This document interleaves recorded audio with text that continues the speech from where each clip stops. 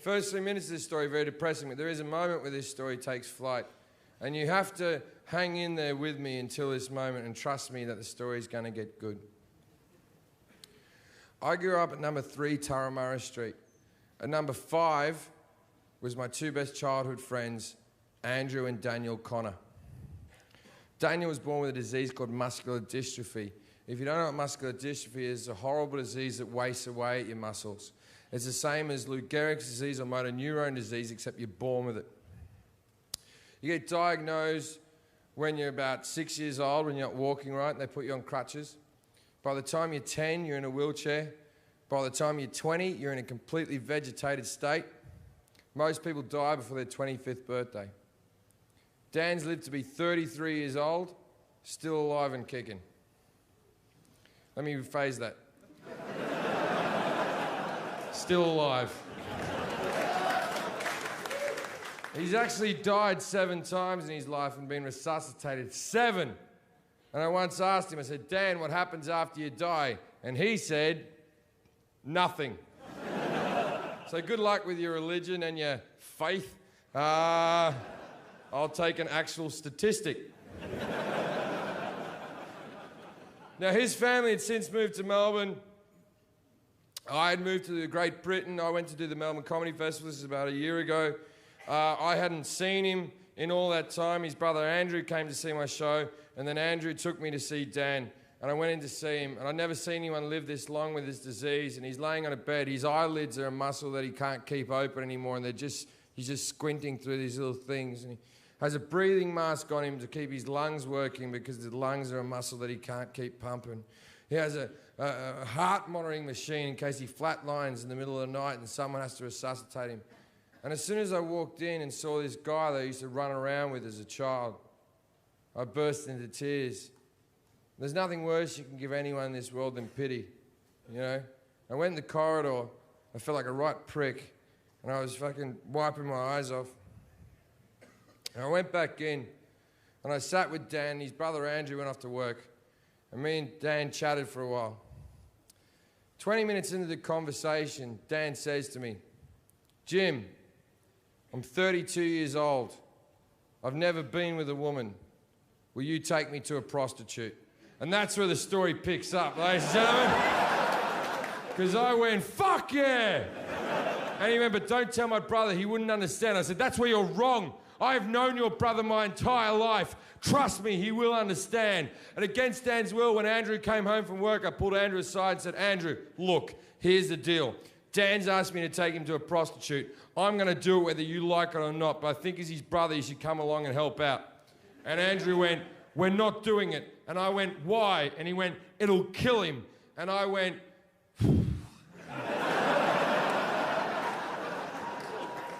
he's gonna die soon anyway. This is a good way for him to go, like, sure, we'll have to answer a few questions.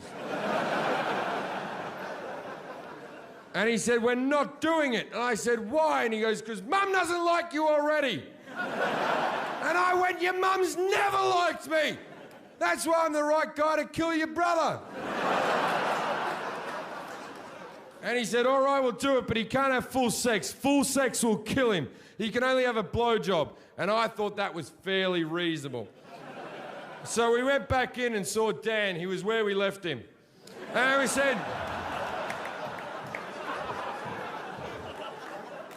Dan, here's the deal. I know you told me not to tell your brother, but I told your brother, me and him are both going to take you to the knock shop tomorrow, mate, but you can't have full sex. You can only have a blowjob.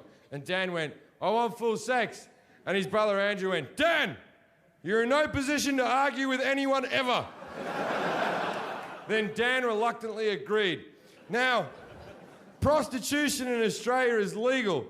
So I spent the rest of the afternoon going through the phone book trying to find a brothel with wheelchair access. Best afternoon ever!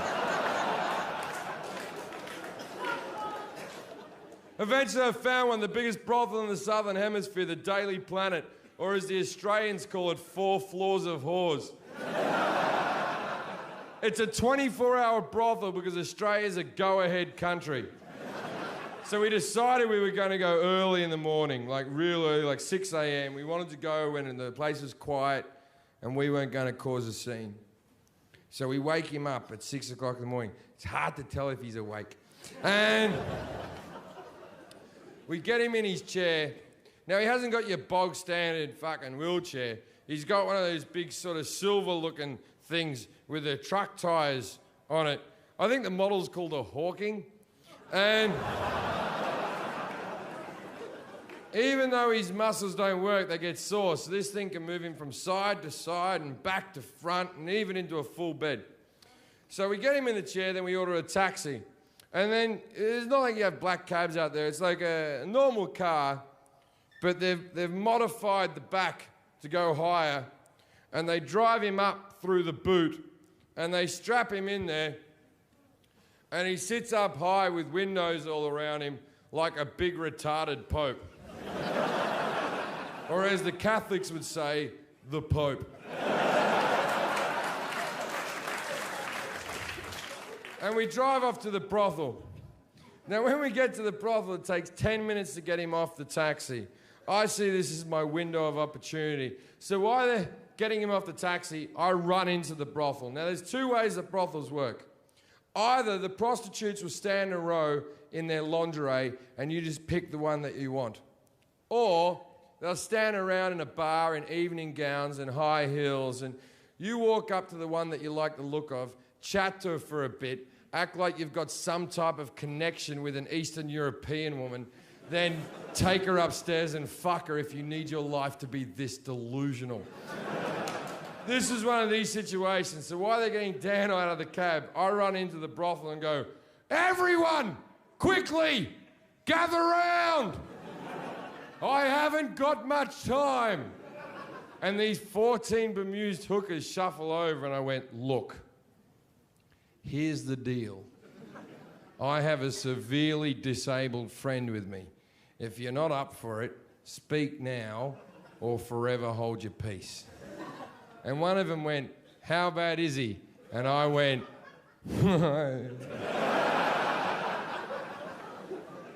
"Pretty fucking bad."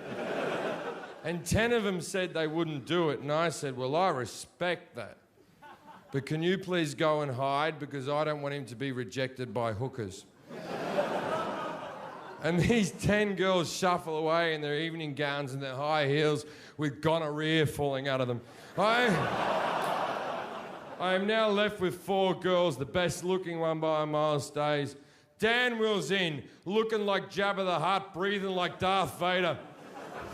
2 of the girls run away and I'm like, "Are you fucking kidding, you sluts? I just asked you nicely." So we're now left with 2 girls. The best looking one's there, the other one's a fucking troll. Now, out of respect for the ugly one, I go to Dan, I go, "Dan, there's only 2 girls working today, mate. Which one do you want?" And he said, "The one in the green dress." Now, neither of them had a green dress.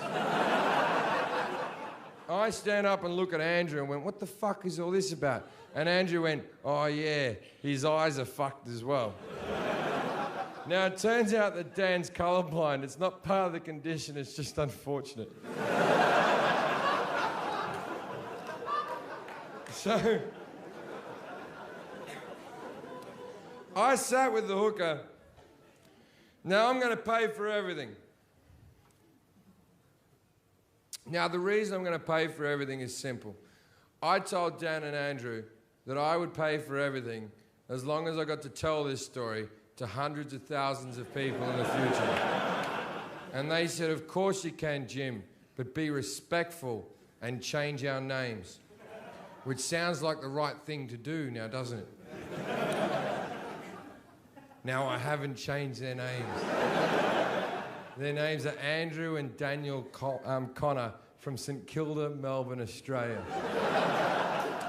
I would have liked to have changed their names. It is the right thing to do. But I look at it this way. Even if I changed their names and their parents started watching my comedy, they'd be like, "My word, doesn't Randy and Steve sound like our kids?" Didn't Jim grow up with a lot of people with muscular dystrophy?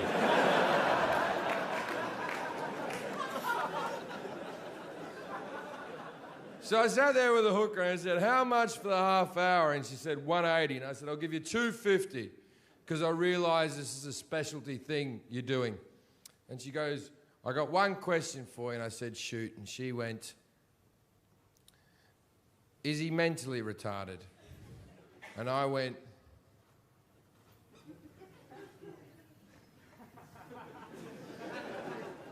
oh, yeah. That's what I do. I find mentally retarded people and take them to prostitutes. I'll be masturbating in the corner. He doesn't even know he's here. And she went, okay then, but if there's two of you, we'll go, no, he's not mentally retarded. It's his choice to come here. There's a good chance he'll die. And she went, what am I meant to do with him? And I went, I don't know. I've never been a hooker. But I'm thinking, give him a bit of a show, dance around a bit, rub your tits in his face, then suck him off. But don't sit on him or fuck him. It'll kill him.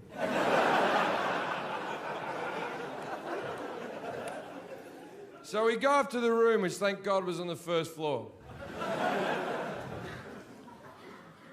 And me and Andrew look at Dan like two proud parents watching our child go to school for the first time.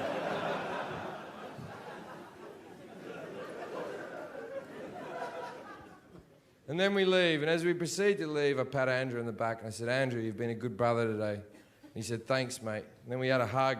And then we had that moment after a hug that Australian men have where we go, oh, get out of it, what's wrong with you? And then I said, hey, Andrew, how does Dan get his clothes off? And Andrew went, fuck! And we went back in. Andrew looks him up and down, and he turns to me and goes, look, he's very fragile. I know how he likes to be picked up. I'll lift him up. You take his pants off. Andrew gets behind, lifts him up by his armpits like I couldn't have figured out their magical hold. I'm on my knees taking Dan's tracksuit pants off. He always wore tracksuit pants, never got into fashion. And as I'm taking his tracksuit pants off, what many of you are wondering is, can Dan get an erection? And the answer is yes.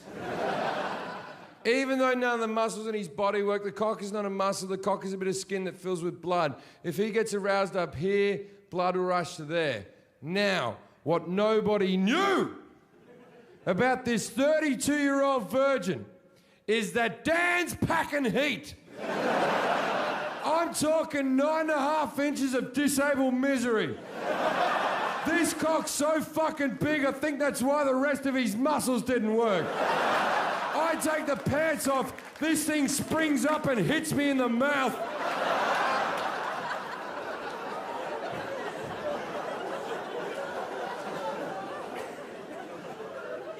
Then the hooker goes, let's do the light. Let's explain the light. When they legalised prostitution in Australia, they didn't legalise it in all forms. For instance, you cannot get a street-walking hooker, you cannot get a prostitute to your hotel room. You can only go to a brothel in a safe environment where they have security for the girls in case a man shows up being drunken dickhead or whatever. And also it's safer for the people who go to brothels because the girls get tested for STDs every month. So arguably, you're better off in Australia fucking a prostitute than picking up a girl in a bar. But I'm not going to have that conversation again. Oh my... You try explaining that to a girlfriend, it's a fucking minefield. But also they make it safer for the girls. If you're a guy who goes to a prostitute, you have to undergo the light. Let's explain the light. It's very simple. Sounds like what it is. You put your cock under a very bright light and they look around the shaft to see if there's anything untoward. Then they get a magnifying glass out, go through your pubes to make sure nothing's running around. It's not a big deal. I've been rejected heaps of times. Now the chair's here, there's a bed here, there's a hot tub there, the light's over there. Now we try to get the chair past the bed and the hot tub, but we can't get it through.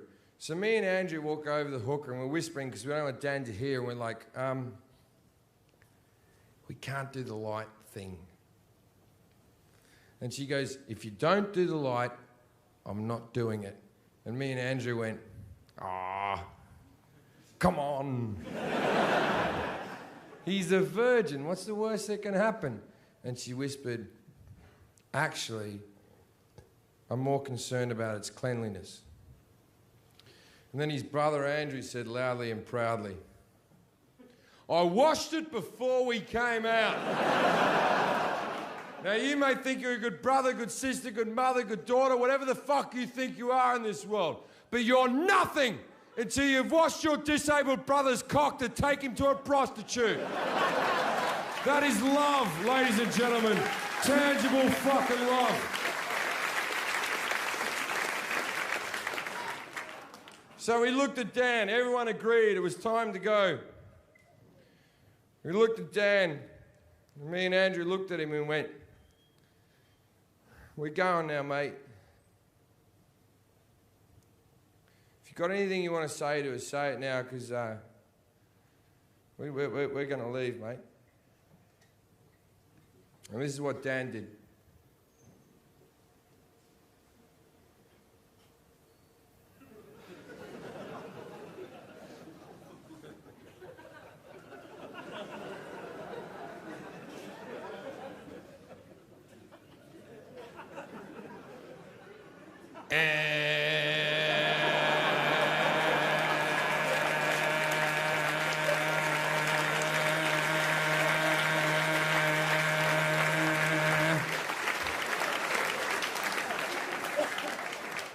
Leave!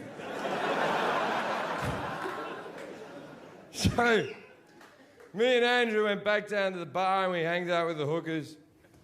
There's like 10 of them sort of mulling around, you know. We're standing there. We don't know what Dan's up to, but we're standing around the bar with all the hookers. And then 5 guys from London walk into the bar who are obviously out of their fucking skulls on coke. Now, if you've never taken a lot of coke, then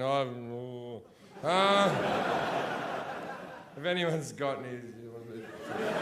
Now, if you've never taken coke, you don't... When like 5 or 6 guys get together and take coke on like a Tuesday, there comes a point at about 6 in the morning when we go, well, you better call up some chicks, maybe... And you call up ex-girlfriends, like, bring some friends. And it's like, I don't know what you're expecting. So... Basically, I think it was a Wednesday we did this, and I think these guys have been on coke all night, and they've obviously gone, oh, okay, let's go down to the brothel. We'll go down to the brothel. It'll be fun. We'll go down to the brothel. And I'm standing at the bar chatting with all the hookers, and these 5 guys from London walk in, and one of them recognises me and goes, Jim fucking Jefferies. Jim fucking Jefferies. I know you, mate. I know you, the comedian, the Spaz Approved guy, the comedian. And I went, hey, how you doing, man? He goes, hey, Jim. You want a line of coke? And I went, yes. And I went up to the toilet and did a line of coke. And I come back out, and obviously I've left Andrew alone for too long. And he was sort of panicking all by himself. And I sort of walk in like, what's wrong? And he goes, what if we've done the wrong thing here? What if he's in there dying right now? What if he stopped fucking breathing? Or what the fuck, his heart stopped? What the fuck are we meant to do? I said, not a problem. I'll resuscitate him. And he said, do you know how to do that? I said, no, I don't, but how hard can it be? Push, blow, blow. I haven't embellished that in the slightest. That's the exact thing I said to him. Push, blow, blow. Then the prostitute walks back in the room, who was with Dan. So I'm standing with the 5 coke fiends, 10 prostitutes. She walks in the room. It's like that moment in a movie where the needle on the record just sort of goes, eh, and everything stopped. And she walked in and she said, well, it's over. And me and Andrew in unison went, is he dead?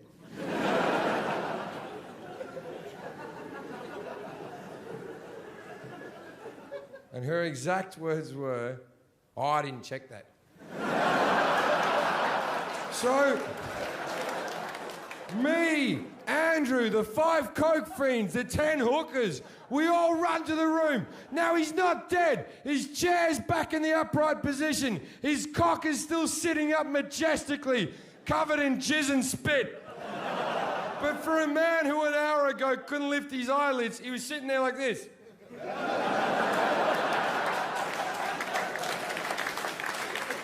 Now, you might be wondering why his eyelids were up like that. Let me explain something. It wasn't through happiness. Tell you something about myself. I'm 33 years old. I've been masturbating since I was 10 years old. And in that time, I have not missed a day. Every single day I masturbate. Haven't missed a fucking day.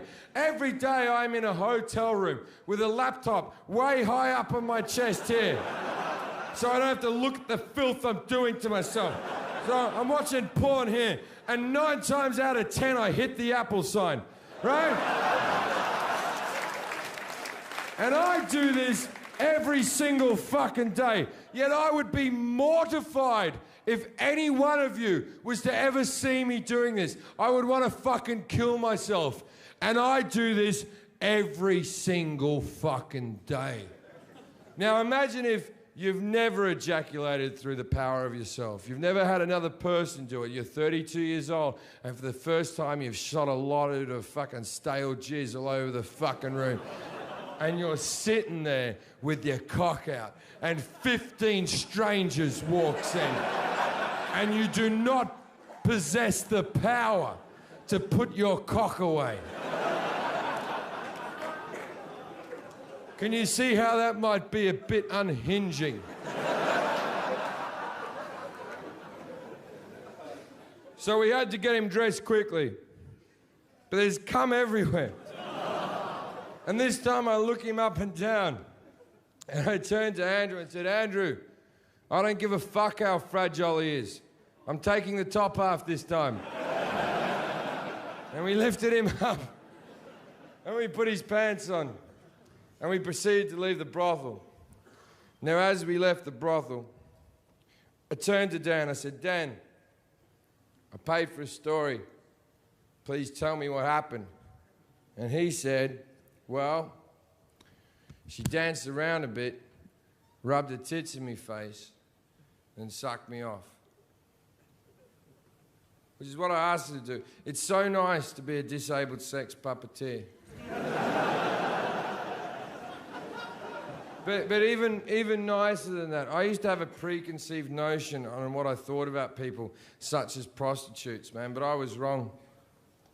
That woman treated him with dignity and respect and made him feel like a sexual being for the only time in his life. You can't put a price on that, all right?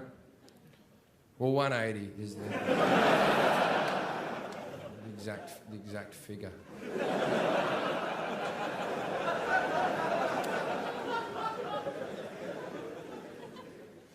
Then we go up front and we go to call a taxi, and the taxi driver who drove us there is still sitting out the front in his car, and he winds his window down and looks out and goes, I'll drive you home for free. I just need to know what happened. Thank you very much, ladies and gentlemen. Good night.